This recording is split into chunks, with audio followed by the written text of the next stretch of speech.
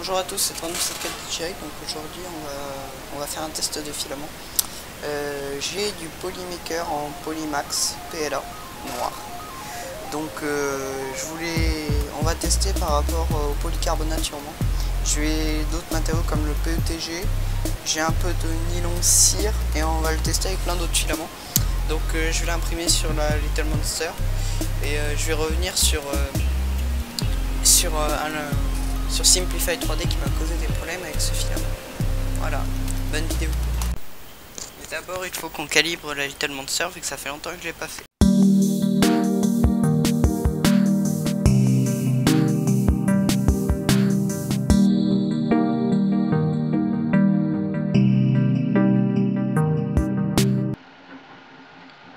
Avant il fallait que je vous montre ça, donc ça c'est une pièce, excusez-moi déjà pour le bruit, c'est la Little Monster qui tombe derrière parce que je fais le timelapse en même temps des overhang. Donc regardez, ça c'est imprimé en 100 microns sur la Tevo à 200 mm/s, c'était très rapide. Et regardez, tout est réussi, parfait. Et le cube est extrêmement résistant, il y a zéro remplissage dedans et je peux pas l'écraser. Ensuite on a celui-là qui a été imprimé à 0,3. Donc là on voit c'est nettement plus grossier, il y a un tout petit peu, parce que c'était rapide, l'effet comme si jamais ça se dupliquait. Voilà, là on voit pas, il y en a pas. Voilà, donc c'est top. Dessous c'est propre. Non, tout est bien fait. Les angles sont beaucoup moins précis par contre, regardez. Si jamais je vous mets les deux à côté, vous voyez là, les angles sont limite coupants alors que là ils sont très arrondis. Voilà. J'ai eu des tout petits problèmes de flow. Là c'est très agrippant. Sur le 100 microns un peu moins. Mais il y a des petits problèmes d'irrégularité. Il va falloir que je teste au pied à coulisses. Voilà. Donc je vous laisse avec la suite. Time.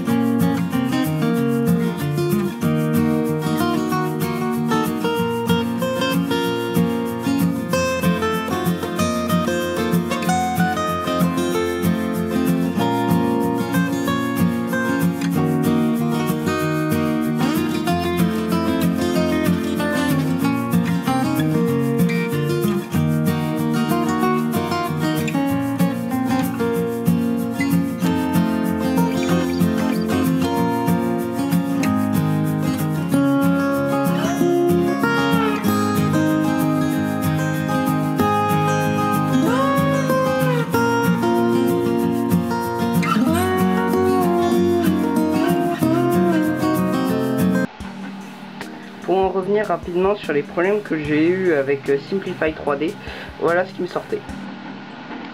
Alors, c'est ignoble. Les couches, elles sont délaminées. Il y a des trous. La forme n'est pas du tout respectée.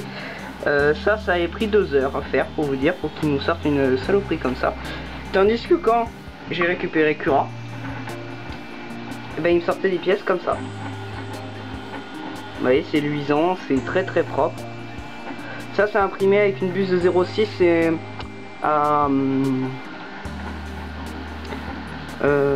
combien déjà, ça c'est des couches de 300 microns. Pour vous dire, c'est luisant. Bon, forcément c'est rugueux, mais c'est très propre. Là j'avais un tout petit peu problème de flow. Ça vient de ma A10 tout simplement, mais sinon le résultat est impeccable. Concernant le test que je vous ai dit qui a été détruit, voilà,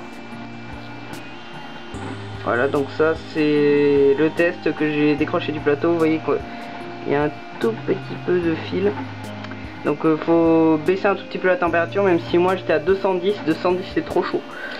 Ensuite il y avait les petits cubes de tout à l'heure. Ça c'est le projet que vous allez sûrement voir ou que vous avez déjà vu.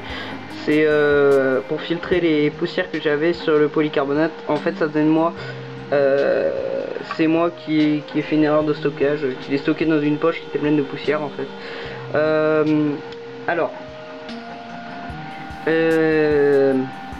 ça c'est un Benchy. Alors la courroie, c'est une courroie qui a sauté sur ma Little Monster. Donc vous pouvez pas du tout on peut pas du tout en vouloir au fil. Mais regardez, c'est pareil, c'est très luisant, c'est très beau. Ça c'est fait sous Prusa Slicer, je voulais regarder, avec des couches de 300 microns. Pareil, la cheminée a eu un peu de mal, j'étais peut-être un peu rapide. Mais voilà, donc ça c'était très propre, ça c'était imprimé à 80 mm/s. Ensuite, pour vous dire, la Little Monster, j'étais un peu rapide pour le film, mais en filament bois, regardez. Je suis capable, ça c'est imprimé à 150 mm/s. C'est très propre. Voilà, c'est juste genre nickel. Là il y a un tout petit peu de stringing parce que j'étais un peu rapide. Voilà. Et pour en finir, alors ça c'était une catastrophe. Et là il y a j'ai dû recalibrer en fait mon extrudeur parce qu'avec les autres fils, vous voyez, elle nous sortait un truc nickel. Et en fait j'ai de la surextrusion. Je ne sais pas pourquoi, du coup je l'ai recalibré avec le filament. Je vous expliquerai comment faire dans une prochaine vidéo. Je l'ai recalibré avec ce même fil, avec le Polymax. Et il m'a sorti un truc nickel. Donc c'est peut-être moi qui ai un souci avec mon extrudeur. Mais regardez, c'était horrible. Voilà. Ça c'était imprimé à 40 mm/s. Voilà. Donc voilà tout ce que j'ai pu faire avec le Polymax. Qui est d'ailleurs très... Regardez, j'arrive pas à péter la cheminée. Alors si jamais je prends juste à mon bois, mais je la casse. Pareil, regardez, il est un peu plus souple, comme je vous l'avais dit. Et par contre, faut tirer quoi pour le casser. Faut vraiment. Ça, c'est des petites épaisseurs et ça tient franchement fort. Je vais peut-être me fabriquer dans les prochains mois une machine pour tester. Voilà. Et on va finir avec le dernier Benchy que j'ai imprimé qui est pareil, pas de la qualité, juste pour vérifier que la cheminée se fait bien dessus. Allez, à tout de suite. Donc ce qui nous amène à la fin du test de ce filament. Sachez que j'ai pas eu la bobine neuve, encore une fois elle vient de chez Ideocube, donc encore merci à lui parce que du coup en fait il avait commencé à s'en servir. Moi j'ai récupéré une bobine que j'ai payée avec ce qui restait dessus, donc je l'ai pas eu neuve. Par contre j'avais 500 grammes de fil sur les 750 qu'il y avait dessus, donc elle était déjà ma stock, donc j'ai fait des tonnes et des tonnes de tests. Et pour moi l'intérêt de ce filament en fait c'est plus pour les machines qui n'ont pas forcément de plateau chauffant, mais là où vous voulez des pièces solides, parce que du coup c'est un filament qui s'apparente, qui est entre l'ABS et le polycarbonate, je dirais. Il est souple, il casse moins facilement que l'ABS. L'ABS, vous faites une plaque, vous la pliez, ça casse, c'est très rigide on va dire, c'est pas du tout flexible. Celui-là il est dur, mais il est un peu plus souple que... Il est aussi souple que du PLA quoi, même si le PLA c'est pas vraiment souple, c'est moins rigide que l'ABS, ce qui porte moins à casser. Voilà, donc pour son prix aussi, on est dans les 44 € le kilo je crois, c'est assez cher. Le polycarbonate, le Polymax PC, donc polycarbonate, est plus cher encore, 77 € je crois. Donc du coup il y a 3 variantes de ce Polymax.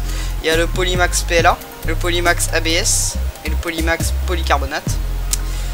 Donc qui s'imprime pas du tout aux mêmes températures. Le Polymax polycarbonate, je crois qu'il est... en fait c'est un mélange de polycarbonate avec des additifs qui font qu'il est plus facile à imprimer que du polycarbonate normal. Là j'ai un rouleau de polycarbonate que j'ai avec moi, qui nous vient encore une fois de chez Ideocube.